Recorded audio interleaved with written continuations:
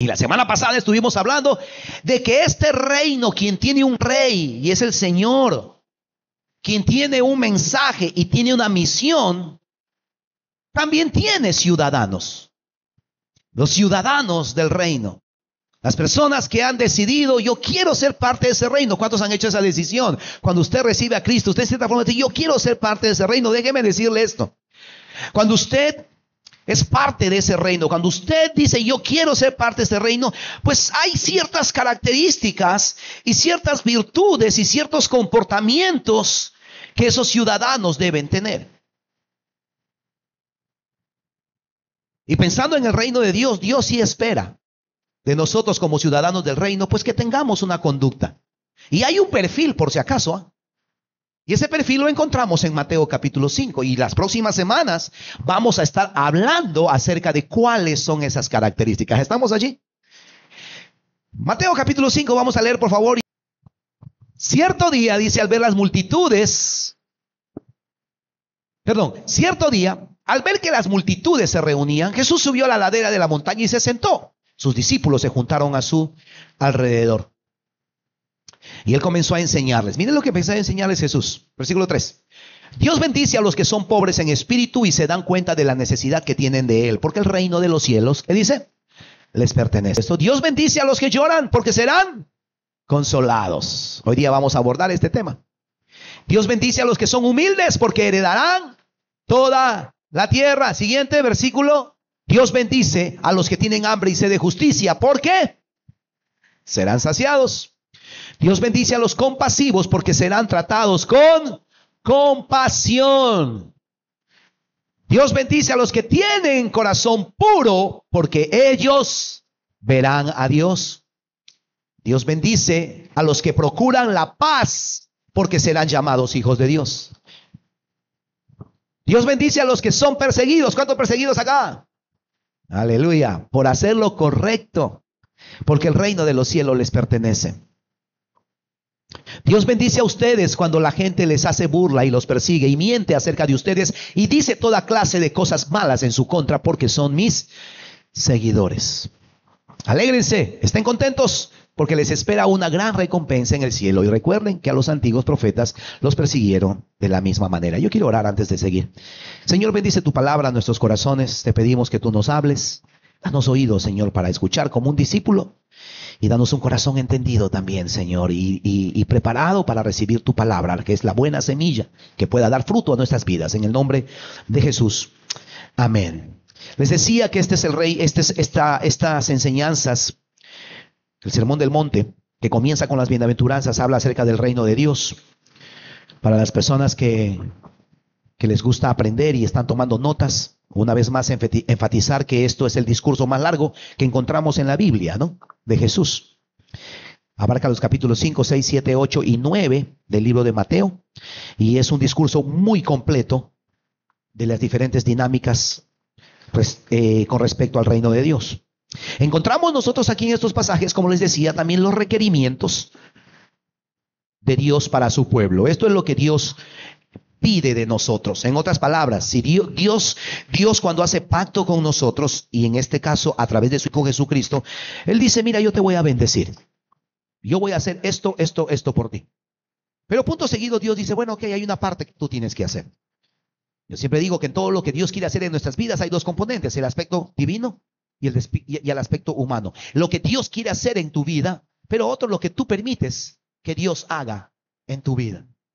Y muchas veces Dios no hace cosas en nuestras vidas, no es porque Dios no quiere, porque muchas veces nosotros somos los que ponemos tropiezo. ¿Recuerda usted Jesús comenzando su ministerio? Dice que Jesús no podía hacer muchos milagros en su pueblo. ¿Sabe por qué? ¿Por qué? Porque dice que por la incredulidad en sus corazones. Y muchas veces los milagros, las obras de Dios en nuestras vidas, no es porque Dios no quiere, muchas veces por la condición de nuestro corazón. Y eso tiene que ver con nosotros, es nuestra responsabilidad. Dijimos que las bienaventuranzas son las características de alguien que quiere seguir a Cristo. Y esto usted tiene que prestarle atención. Si usted es un verdadero seguidor de Cristo y se identifica como un seguidor de Cristo, préstele atención a estas bienaventuranzas. Allí usted va a encontrar alguna de esas características. ¿Qué cosa es lo que Dios espera de nosotros a manera de repaso? Una vida arrepentida. Dios quiere que vivamos una vida arrepentida. Una vida que reconoce: Señor, he fallado, he pecado delante de ti, sé propicio a mí, pecador. Señor, yo quiero cambiar mi vida, yo quiero ir en una dirección diferente, porque Dios también espera eso de mí, un cambio de dirección en mi vida, un cambio en mi carácter, un cambio en mi interior, un cambio en mi manera de pensar, un cambio en mi manera de decidir, un cambio en la manera que hago elecciones. Eso es lo que Dios espera de todos sus seguidores. ¿Cuántos seguidores de Él hay acá? Eso Dios espera de ti y de mí. Ahora, eso es nuestra responsabilidad. El propósito de las bienaventuranzas, de esto que acabamos de leer: corregir las ideas equivocadas en cuanto a la felicidad. La semana pasada hablamos de esto, hoy día vamos a volver también a abordarlo muy por encima. El otro propósito de las bienaventuranzas es animar a los débiles y a los pobres a que reciban al evangelio, pero también anima a la gente a venir a Cristo. Fija las cláusulas de compromiso con Dios. Esta palabra bienaventurados, ¿recuerdan qué significa bienaventurado? ¿Alguien recuerda eso? ¿Qué significa bienaventurado? Dichoso. ¿Qué significa bienaventurado? Doblemente feliz. ¿Sí? En las versiones en inglés comienzan las bienaventuranzas diciendo blessed. Son bendecidos. ¿Quiénes?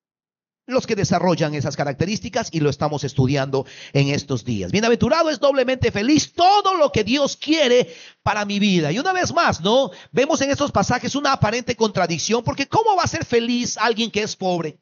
¿Cómo va a ser feliz alguien que llora? ¿Cómo va a ser feliz el manso? ¿Cómo va a ser feliz el misericordioso, el pacificador? Y aquí es donde nosotros tenemos que empezar a redefinir lo que nosotros, o el concepto que tenemos de la felicidad.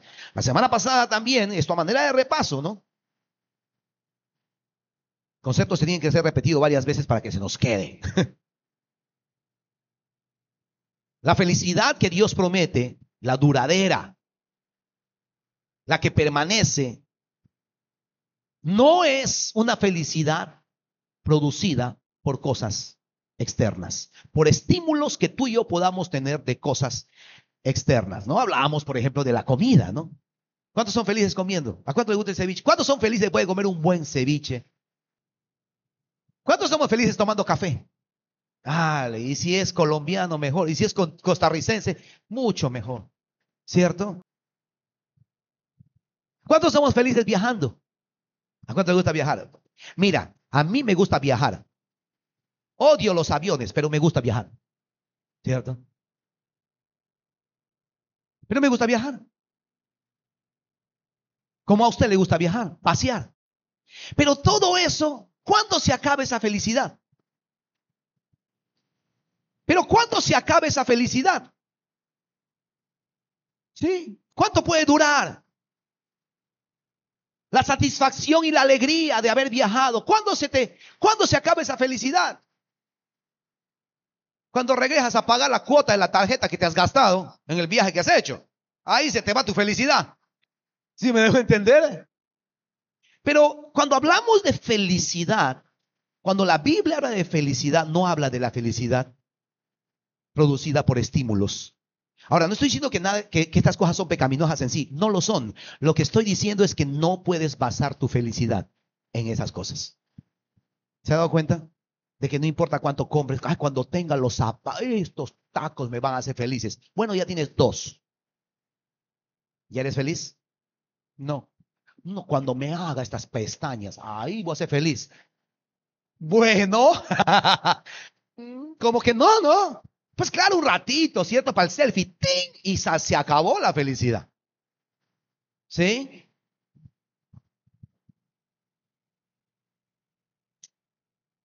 La felicidad de la cual nos habla aquí es producida por una conexión con Jesús.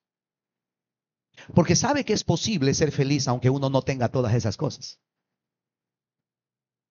Sabe que uno puede ser feliz aun cuando estamos en dificultades y en aflicciones.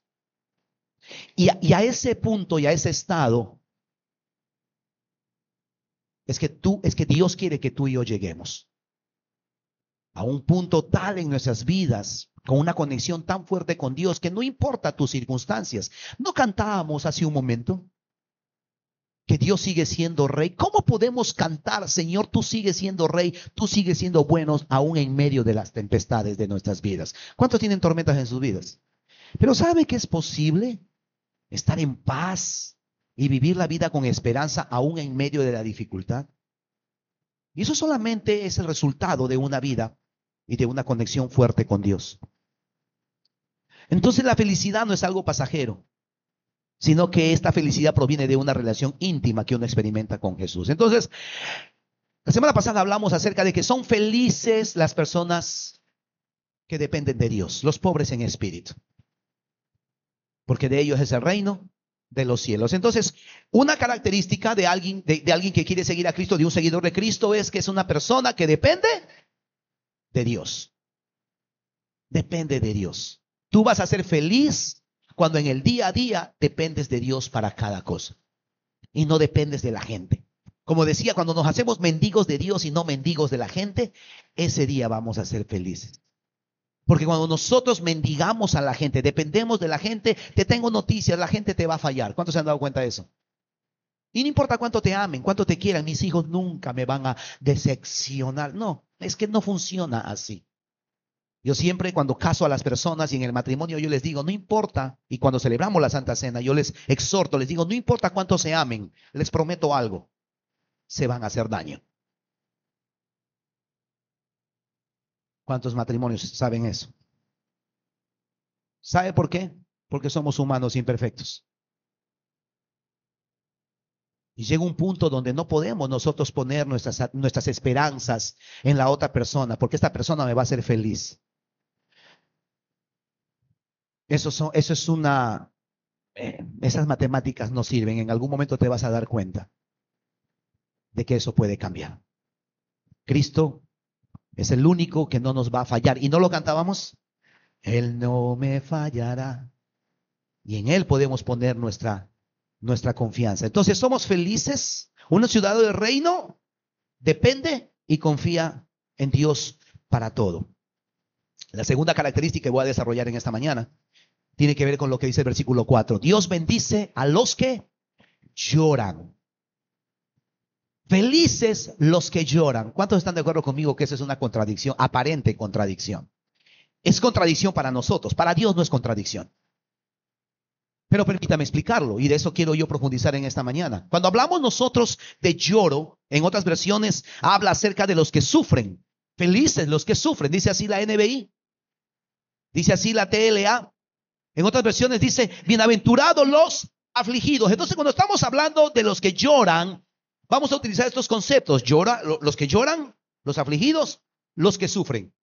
En todos los casos, la Biblia dice y asegura que son felices. Ahora, este lloro tiene que ver más con la aflicción, con la tristeza y con el sufrimiento. Y hay varias clases de tristeza y hay varias cosas en nuestras vidas que nos afligen o diferentes tipos de aflicciones. Y quiero desarrollar esto. Número uno, está el tipo de aflicción que viene de nuestra condición pecaminosa de reconocer nuestra pobreza espiritual. ¿Cierto? A veces yo pregunto, ¿y cómo estás? Y la gente me responde, ¿no? De manera graciosa, chistosa, de una manera muy informal y coloquial. Sí, pero detrás de algunas palabras también hay mucha verdad. Dicen, no, pastor, yo estoy hasta las lágrimas. ¿A cuántos han escuchado eso? ¿Cierto? ¿Por qué? Porque son conscientes de su situación personal. Son conscientes de su situación económica. Son conscientes de su situación familiar. Son conscientes de su situación en cuanto a su relación con sus hijos, en cuanto a su entorno. Y claro, pocos tienen la valentía de reconocerlo, de que no está bien. Y muchas veces esto provoca una aflicción en sus vidas. Provoca falta de sueño, provoca estrés, falta de apetito. ¿Cuántos han vivido eso? ¿Cuántos hemos estado en esa situación? de saber, no estoy bien, estoy afligido. Y estoy afligido porque sé y reconozco que necesito de Dios. Aunque no necesariamente estemos haciendo algo para buscar a Dios. Pero sí nos afligimos porque somos conscientes de que necesitamos de Dios. Es como David en el libro de Salmo capítulo 51. Usted recuerda esta historia. David había adulterado con Betsabé y había mandado a matar a Urías para que nadie se dé cuenta porque Betsabé había quedado embarazada. Finalmente todo su desastre, todo su pecado, sus malas decisiones quedaron al descubierto. Y él llega a este punto en su vida donde escribe el Salmo 51. Si usted lee todo el versículo desde el 51:1, se va a dar cuenta de esto. Pero quiero leer específicamente los versículos 2 al 5. Lávame, dice David, de la culpa hasta que quede limpio y purifícame de mis pecados. Pues reconozco mis rebeliones, de día y de noche me persiguen. Contra ti y solo contra ti he pecado y he hecho lo que es malo ante tus ojos. Quedará demostrado que tienes razón en lo que dices y que tu juicio contra mí es justo. Hay un lloro, hay una aflicción cuando nosotros sabemos que le hemos fallado a Dios. ¿Cuántos saben a lo que me refiero? Yo no sé usted. O sea, realmente para no vivir afligidos por nuestro pecado, hay que estar en una condición espiritual muy grave. Si tú estás en este punto de tu vida donde estás mal con Dios y sabes que estás alejado, pero estás fresco como la lechuga, mira, la Biblia dice que tu conciencia está cauterizada. Y eso no te va a llevar a buen camino. Déjame decirte, vas camino al barranco. Pastor, está deseando mi mal. No, pero conozco y entiendo lo que la palabra de Dios dice. Hay caminos que al hombre le parecen derecho, pero su final es camino de muerte. Y estás yendo hacia el abismo. Y a menos que reflexiones y recapacites y empieces a ser consciente de tu condición espiritual y que eso te provoque un pesar, una tristeza, una aflicción que te lleve a hacer decisiones para un cambio, la destrucción está segura. Son felices los que lloran. Son felices los que lloran. Son felices los que reconocen, se afligen y se duelen a causa de su condición espiritual. Otro tipo de aflicción, de lloro, de lamento, ¿qué más dije? De sufrimiento,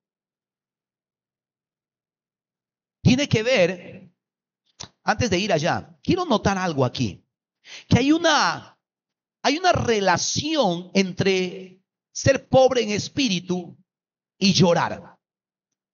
Porque a menos que nosotros no seamos pobres en espíritu y no reconozcamos nuestra necesidad de Dios, no vamos a llorar ni a afligirnos a causa de nuestra condición espiritual. Y la verdad es esta, mis amados. Necesitamos empezar a preocuparnos y afligirnos por nuestra condición espiritual, porque eso nos va a terminar destruyendo. Les decía que otra forma de aflicción, otra forma de sufrimiento, de tristeza, es un tipo de aflicción o tristeza que es santa, por decirlo de alguna manera, ya que produce arrepentimiento para salvación. Este tipo de tristeza produce arrepentimiento para salvación. Miren lo que dice 2 Corintios capítulo 7, versículo 10. Porque hay un tipo de tristeza que es provocada por Dios y que Dios espera que tú experimentes. ¿Sabías eso? Dios quiere que tú estés triste. Pero el tipo de tristeza que Dios quiere provocar en tu vida es este tipo de tristeza. La clase de tristeza que Dios desea que suframos nos aleja del pecado y trae como resultado, ¿qué cosa? La salvación. No hay que lamentarse por esa clase de tristeza, iglesia. Este es el tipo de tristeza que nosotros debemos anhelar. El tipo de tristeza que nos aleja del pecado. Ahorita me explico. Pero la tristeza del mundo, al cual le falta arrepentimiento, resulta en muerte. ¿Qué dice? En muerte espiritual. ¿Sabe?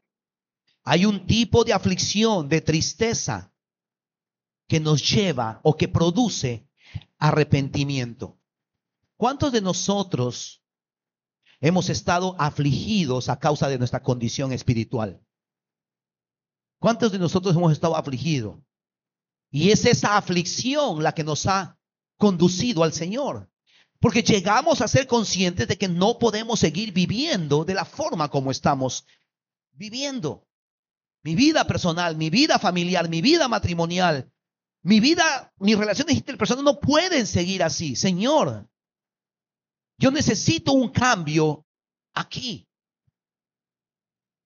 Y es ese tipo de tristeza, de reconocer mi bancarrota espiritual y el camino que estoy transitando, la que finalmente me lleva a hacer una decisión de cambio y empezar a seguir a Dios. El otro tipo de tristeza, estamos aquí nosotros hablando de los que lloran, de los afligidos. Estamos describiendo aquí a los angustiados. Estamos describiendo aquí a los que sufren. Hay otro tipo de sufrimiento o hay otro tipo de tristeza o de aflicción que se lamenta por los pecados ajenos, por amor a Dios y al prójimo. ¿Me explico?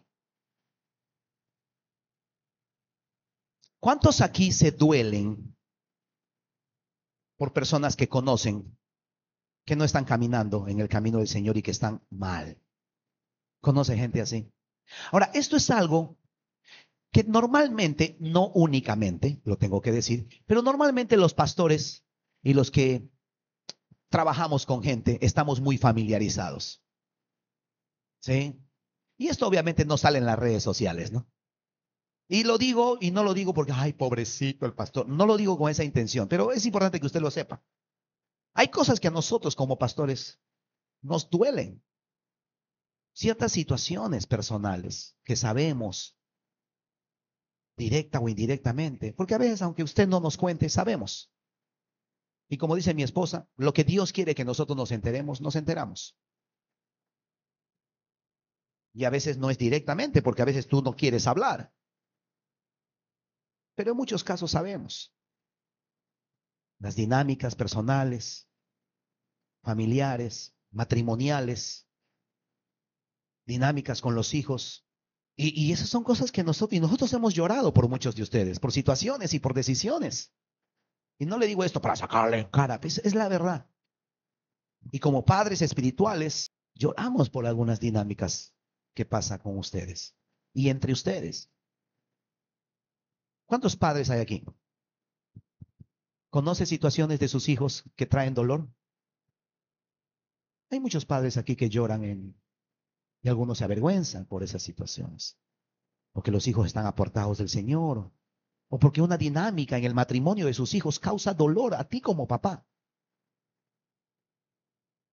¿Cuántos me están siguiendo? Ese tipo de dolores están allí. ¿Cuántos tenemos amigos por los cuales hemos llorado?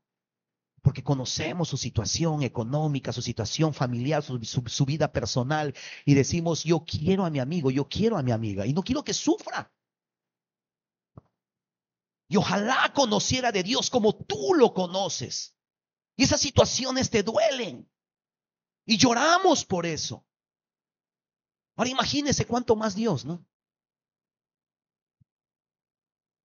Pero ese tipo de llanto también existe. Ese tipo de aflicción también existe. Ese tipo de angustia también existe y también es válida. Por eso se dice que es santa este tipo de tristeza, porque nos lamentamos por la desgracia de otros, por la situación de otras personas. Me rompe mucho a mí el corazón los matrimonios que terminan. Y no solamente por las personas, sino por los pequeños. Eso a mí me parte en cuatro, yo le tengo que decir. Y ese tipo de situaciones a mí me duelen. ¿Qué quieres que te diga? O el abuso, o el maltrato, o el abandono.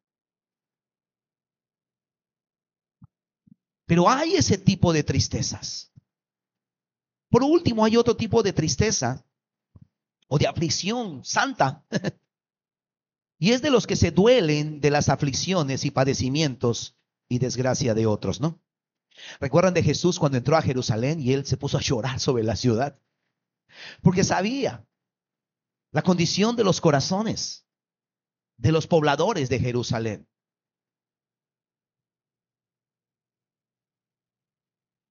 Las celebraciones y desorden de la ciudad la semana pasada. Eso es para llorar, hermanos. Eso es para llorar. Ver a nuestros hijos, a nuestros jóvenes, en cierta manera participando de celebraciones abiertamente demoníacas. Y no quiero ser legalista aquí, pero esa es la verdad. Eso es puro del diablo, hermanos. Y esa situación duele. ¿Por qué? ¿Sabe por qué? Porque eso trae maldición sobre nuestra ciudad.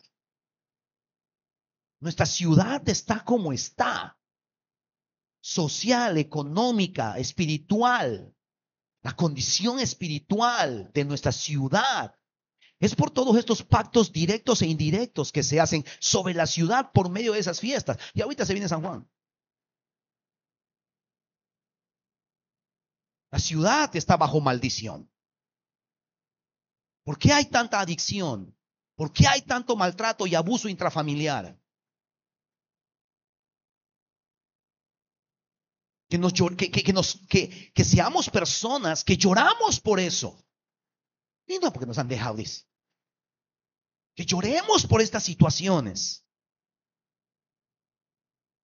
Nehemías, cuando se enteró de la desgracia de su pueblo, las paredes derrubadas de los muros derribados, y su ciudad siendo asaltada, el tipo se puso a llorar. Porque no podía concebir cómo su ciudad estaba sometido a un montón de cosas dañinas, afectando a las familias. Este tipo de lloro también es válido. Y la promesa que Dios nos da es para los que lloran por estas cosas. Dice que son felices. Son felices. Así como en la risa vana, y déjeme explicar esto de aquí. Así como en la risa vana y pecaminosa, el corazón se queda triste, también en la aflicción santa, el corazón permanece con genuino gozo, que es el fruto del Espíritu. ¿Sabe? Yo conozco gente, y usted también conoce gente, que son pura muelas, especialmente a los que tengo en Instagram. Yo no veo gente triste en Instagram, ¿se dan cuenta? En Instagram debe ser el mundo maravilloso. No, yo nunca he visto a alguien llorando en el Instagram. Algunos que son más sinceros, ¿no? Cuentan un poco su situación. Pero todos son felices en el Instagram. El cielo siempre es azul en el Instagram. Hasta la inundación de la Calvo, bonito, con estrellitas y que, cierto, sus filtros ahí. ¿Se da cuenta de eso? Todos son flacos en Instagram. Y todos son bien lozanos, parecen coreanos, bien, bien, como dice ahí, tuneados. ¿Te has dado cuenta de eso? Ya esos que pambi, que están felices que se filman bailando y gozando, yo no les creo. Es de la boca para afuera o de las muelas para afuera. Es temporal. Pero pueden ser las personas más tristes y más miserables. No digo que todos, pero una buena parte.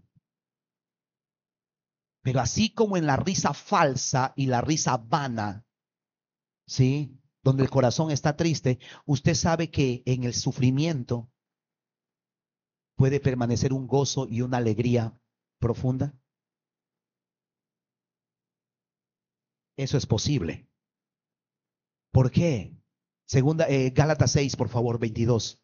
Porque la alegría, el gozo, la felicidad es un fruto espiritual. Más el fruto del Espíritu, Gálatas 6, 22. Más el fruto del Espíritu, ¿qué dice que es? Amor, gozo, gozo. Esta palabra gozo también se traduce como alegría. La clase de fruto que el Espíritu Santo produce en nuestra vida, ¿qué cosa es? Amor, alegría. Alegría, la alegría es un fruto espiritual, resultado de tu caminar con Dios. ¿Es posible estar feliz? ¿Es posible estar contento en medio de la aflicción? Sí, sí y amén. Es posible. Y el que estemos felices, no, ay, qué hipócrita. No. Porque el que esté feliz no significa que mi vida está ausente de problemas, de dificultades, de enfermedad, de escasez. Pero la forma como afrontamos la vida, eso hace la diferencia. Podemos estar felices en medio de la... Porque el Señor dice en su palabra que Él cambia nuestro lamento en baile. ¿Ya se ha olvidado de eso? El Señor hace posible eso. La alegría, la felicidad es el resultado de una vida con el Señor. También el corazón permanece con secreta satisfacción, no enturbiada por las circunstancias externas. ¿Sabe por qué? Porque sabemos, como dice Romanos 8:28, a los que aman a Dios, todas las cosas ayudan para bien. Esa es la gran diferencia. ¿Me estás diciendo, pastor, que si sigo a Cristo no voy a tener problemas? No, vas a tener problemas. ¿Sabe cuál es la diferencia? Que tu perspectiva va a cambiar. Porque aún las dificultades le vas a encontrar propósito y sentido. No, pues en su momento cuando perdimos a nuestros hijos por 2 embarazos fallidos, no entendíamos, pero sabíamos algo, que no podíamos quedarnos en tristeza y en depresión. ¿Sabe por qué? Porque Dios iba a utilizar eso para cosas mayores, y Dios lo hizo. Romanos 8:28. Y sabemos que a los que aman a Dios, todas las cosas ayudan para bien. Y sabemos que Dios hace que todas las cosas, algunas cosas,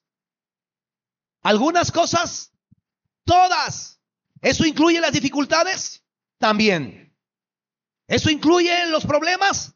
También. ¿Eso incluye los momentos de escasez? También. Porque todas las cosas cooperan para el bien.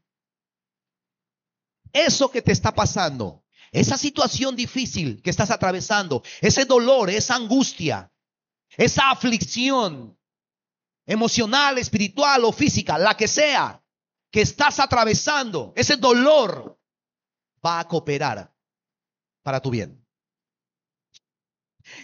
Te lo pongo de otra manera, porque yo he hecho esta pregunta. Señor, ¿algo bueno va a salir de esto horrible que estoy viviendo? ¿Y sabe cuál es la respuesta? Sí. Sí. Todo ayuda para bien. Con Cristo, están tomando nota, con Cristo, aún los sufrimientos y aflicciones son usados para nuestro crecimiento y nuestro beneficio. ¿Lo repito? Con Cristo, aún los sufrimientos y aflicciones son usados para nuestro crecimiento y nuestro beneficio. Pero ¿sabe cuál es la clave aquí? Con Cristo. Con Cristo. Sin Cristo, hermano, estamos para saltar el puente. Pero con Cristo, aún la situación que estás viviendo, el Señor lo va a utilizar para impulsarte y para impulsar tu crecimiento. ¿Cuántos dicen amén? Lo que ahora sufrimos no es nada comparado. Esto es algo que también, mire, perspectiva. Dígale a la persona que diga conmigo, perspectiva. La perspectiva lo es todo en la vida, mis amados. Problemas lo tenemos todos. El que tiene, el que no tiene, el grande, el chico, el gordo, el flaco, todo el mundo, el feo, el bonito, el negro, el blanco, el cacharo y hasta el crespo. Todos pasamos por sufrimientos y por situaciones complicadas. Estamos allí. Pero cualquier situación que estés atravesando no se compara Mire, me encanta porque la Biblia dice que nosotros estamos sentados en lugares celestiales. Y esto lo he dicho muchas veces y lo voy a decir hasta que me canse, que no creo que sea pronto. Más allá de cuestiones teológicas y de el griego, el arameo, ¿no? Mire, ¿sabe qué significa estar sentados en lugares celestiales conjuntamente con Cristo? Que la perspectiva de la vida tiene que ser diferente. Cuando yo vivo aquí, yo no veo nada. Lo único que veo es pura gente queriendo dormir en el culto. Pero cuando yo me elevo y cuando tengo la perspectiva correcta de mi vida y aún de mis problemas, eso cambia. ¿Sabe por qué? Porque yo sé que mi problema comienza aquí y termina acá. Es temporal. La enfermedad, las aflicciones, la escasez, los problemas, la tristeza, la persecución, la confrontación, es temporal. Va a pasar. Lo que sea que estás atravesando va a pasar. El Señor te va a levantar, va a restaurar tu corazón. Este sufrimiento no es permanente. Vas a salir de esta. ¿Cuántos pueden creer eso? Vas a salir de esto. ¿Estás ajustado financieramente? Vas a salir de esto. ¿Quién no ha estado? Vas a salir de esto. El Señor te va a sacar. No se compara, dice Romanos 8:18. Puedes poner eso allí, por favor. Lo que ahora sufrimos no es nada comparado con lo que viene. Y esto nos tiene que dar a nosotros perspectiva eterna. La perspectiva eterna es que lo que sea que estés atravesando es temporal. Sin embargo, lo que ahora sufrimos, ¿cuánto están sufriendo? Sufre peruano, sufre peruano. Ay. Lo que ahora sufrimos, lo que sea que estés sufriendo, y no vamos a hablar ahorita de tu sufrimiento, ¿ya? Porque algunos solamente quieren hablar de sus pastores que yo me siento, a nadie le importa cómo me siento. Sí, es verdad, porque no eres la única que está sufriendo. Por favor, no eres el centro del universo, ¿cierto? Aunque te creas Miss Universo, pero no, eres el centro del mundo. Las mismas aflicciones se van repitiendo en otros hermanos. Estamos todos en la misma barca, por eso estamos acá reunidos. Lo que ahora sufrimos no es nada comparado con la gloria que Él nos revelará más adelante. ¿Sabe qué significa eso? Aguanta. Aguanta. Porque a través del sufrimiento también tu carácter está siendo transformado. Lo que sea que estés atravesando, hermano, no se compara. Yo siempre cuando tengo la oportunidad de oficiar funerales, siempre le digo a las personas, ¿no? Finalmente, en los funerales, finalmente el hermano, si es que muere en Cristo, finalmente el hermano está descansando de todo su trabajo bajo el sol y está por fin siendo consolado por el Padre. Porque esa persona ya está con Cristo y lo que sea que haya sufrido no es nada, porque ahora está siendo consolado por Él. Yo no sé si esta escasez económica me va a acompañar toda mi vida. No sé si esta deuda me voy a morir pagándola. No sé si el Señor algún día me va a terminar de sanar. No lo sé, pero una cosa sí sé. Lo que sea que pase aquí, que aguante aquí, no se compara en nada a la recompensa que Dios tiene en el cielo para nosotros. Amén. Recibirán consolación. Esa es la otra promesa. Recibirán consolación y quiero ir terminando. La consolación está reservado para aquellos que se entristecen a causa de su pecado. Ellos serán consolados ahora. Esto me encanta. Esto me encanta. Según de Corintios 1:3-5, dice: toda la alabanza sea para el Dios y Padre, el Padre de nuestro Señor Jesucristo. Dios es nuestro Padre misericordioso, la fuente de todo consuelo. Él nos consuela en nuestras dificultades para que nosotros podamos, ¿qué? Consolar a otros, cuando otros pasen por dificultades, podemos ofrecerle el mismo consuelo que Dios nos ha dado a nosotros. Pues cuanto más sufrimos por Cristo, tanto más Dios nos colmará de su consuelo por medio de Cristo.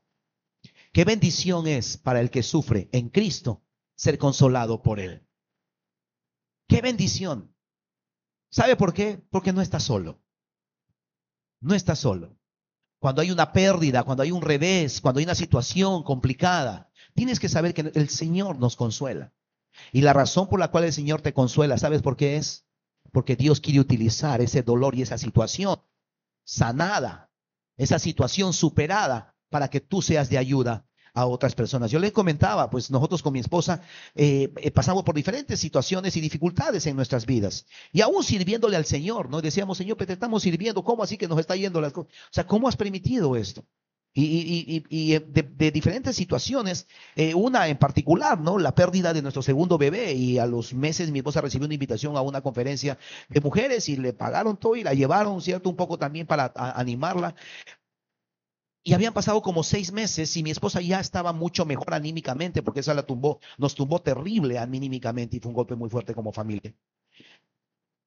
Pero en este viaje mi esposa tuvo la oportunidad de ministrar a 3 mujeres que estaban pasando recién semanas y días por la misma situación.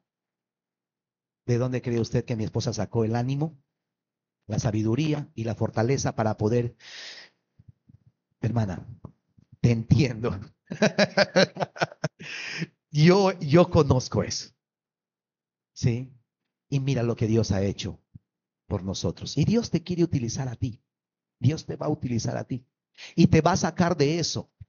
Porque hay muchas personas que tú conoces que están pasando y están atravesando por situaciones las mismas que tú has pasado. Y Dios te quiere utilizar para bendecir sus vidas. Por eso es que Dios nos consuela, para que podamos nosotros ser consuelos para otros. Por eso les decía, el sufrimiento siempre trae beneficios, aunque nosotros en ese momento no entendamos por qué estamos atravesando las situaciones que estamos atravesando. Dice la Biblia que no solamente seremos consolados aquí en la tierra, sino seremos consolados en el futuro. ¿Cuántos recuerdan la historia de Lázaro? Lucas 16:25. Lea la historia en su casa. Le dijo al rico, tú tenías tus bienes y Lázaro tenía sus desgracias. Ahora Lázaro está siendo, ¿qué cosa? Consolado. Amados, vamos a ser consolados. Y si la enfermedad, la escasez, la dificultad, el sufrimiento no se acaba acá en la tierra, mis amados, cuando estemos con Él, ahí se acabó todo. Ahí se acabó todo. Apocalipsis capítulo 21:4. Dios mismo enjugará toda lágrima de los ojos. Y esto nos tiene que dar esperanza. Esto te tiene que dar esperanza. Apocalipsis 21:4.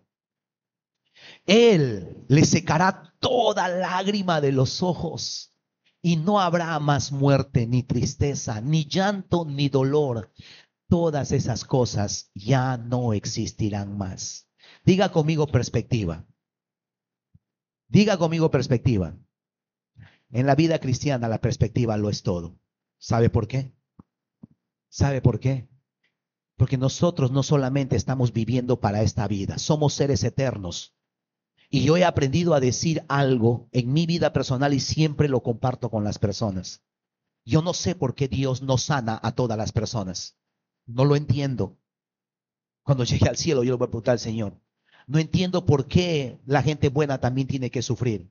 No entiendo por qué ciertas situaciones son difíciles y por qué Dios no cambia esa situación. No entiendo, la verdad no tengo todas las respuestas. Pero una cosa sí sé.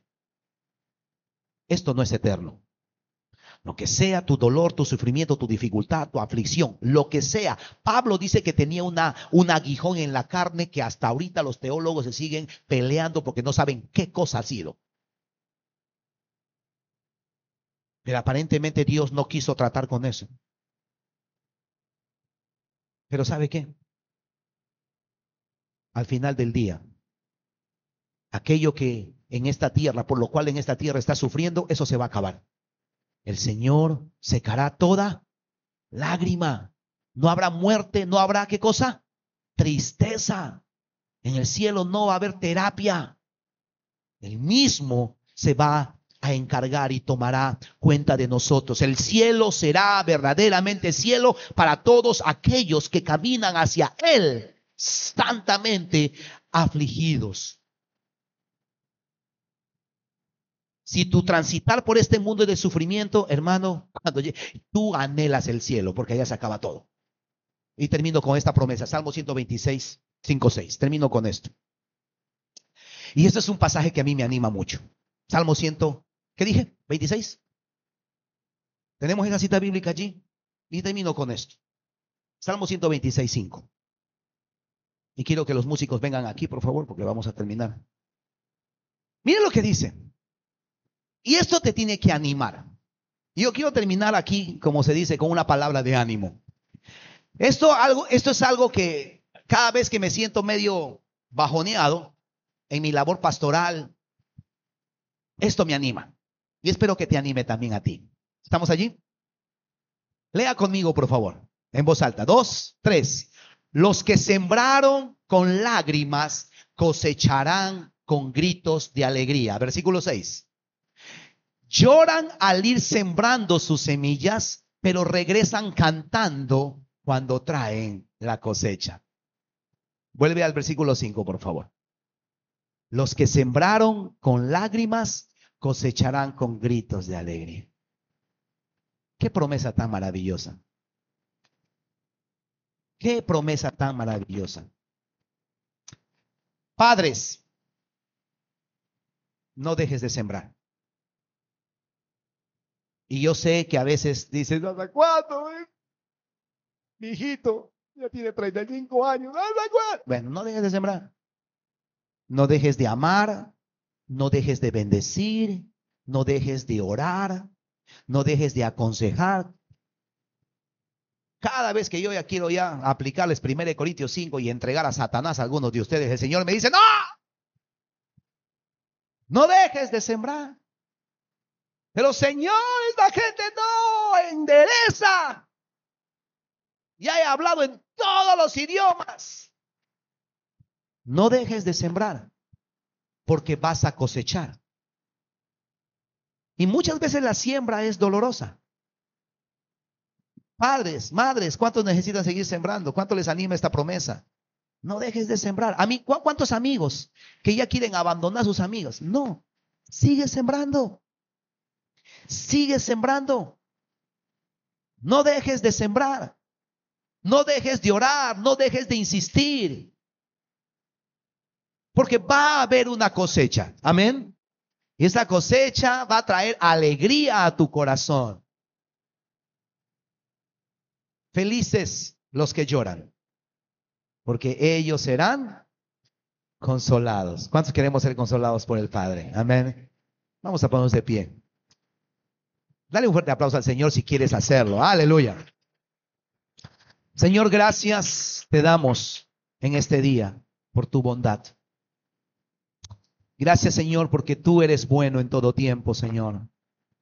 Padre, estoy orando en esta mañana de manera especial por aquellas personas, Señor, que están afligidas, que están tristes, que están en angustia y que por diferentes situaciones en sus vidas, Señor, de pronto están experimentando esta aflicción, Señor, que trae dolor, tristeza, hasta el llanto, Señor, en sus vidas. Oro que tú tomes el control. Oro, Señor, que tú los consueles. Oro, Señor, de que estas personas puedan encontrar propósito en medio de su dolor. Que puedan, Señor, enfrentar el dolor y el sufrimiento con una actitud positiva, Señor, y con esperanza. Con esperanza, Señor, de que tú eres el Dios que al final del día, Señor, se encargará de secar toda lágrima, Señor, y de tratar con esos dolores y con esa angustia. Te pedimos que esto sea una realidad para nosotros hoy en esta tierra Es lo que queremos, Señor. Pero si por esas cosas que no entendemos, Señor, nuestras circunstancias en esta vida, específicamente en algunas áreas, no llegan a cambiar, sabemos, Señor, que como seres eternos, finalmente, Señor, cuando estemos contigo, tú, Señor, tomarás en cuenta y tú te harás cargo, Señor, de esto. En el nombre de Cristo Jesús. Amén. Amén.